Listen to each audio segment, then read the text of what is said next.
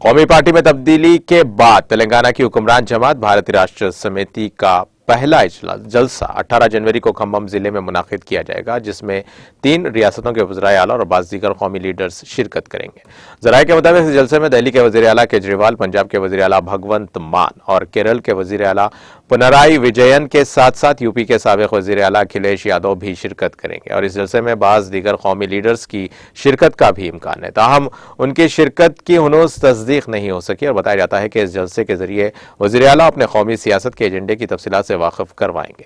وہ اس جلسے کے ذریعے ملک کے کسانوں کو اہم پیغام دینا چاہتے ہیں اور قومی سیاست میں داخلے کے لیے اب کی بار کسانوں کی سرکار کے نعرے کے ساتھ گزشتہ سال اکتوبر میں تلنگانہ راشٹر سمیتی کے نام کو تبدیل کرتے ہوئے بھارت راشٹر سمیتی کرنے والے وزیر اعلیٰ اپنی پارٹی کی سرگرمیوں کو ملک کی کئی ریاستوں میں وسعت دینا چاہتے ہیں۔ وہ اس جلسے کے ذریعے کسانوں کے ساتھ ساتھ سیاسی جماعتوں کو بھی اہم پیغام دینا چاہتے ہیں اور ساتھ ہی BRS کے ذریعے ملک کے زراعت کے شعبے میں کی جانے والی تبدیلیوں کی تفصیلات سے بھی وزیر اعلیٰ واقف کروائیں گے۔ پارٹی ذرائع کے مطابق چونکہ ضلع کھمم ایک اور تیلگو ریاست آندھرا پردیش کے قریب ہے اور اسی لیے اس بڑے پیمانے پر منعقد کیے جانے والے جلسے کے لیے کھمم کا انتخاب کیا گیا۔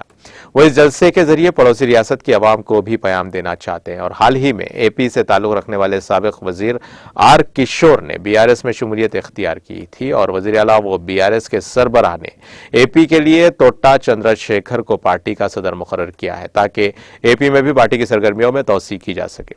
اس جلسے میں ہی وزیر اعلیٰ 3 ریاستوں کے وزرائے اعلیٰ کی موجودگی میں آنکھوں کی روشنی پروگرام کے دوسرے مرحلے کا آغاز کریں گے۔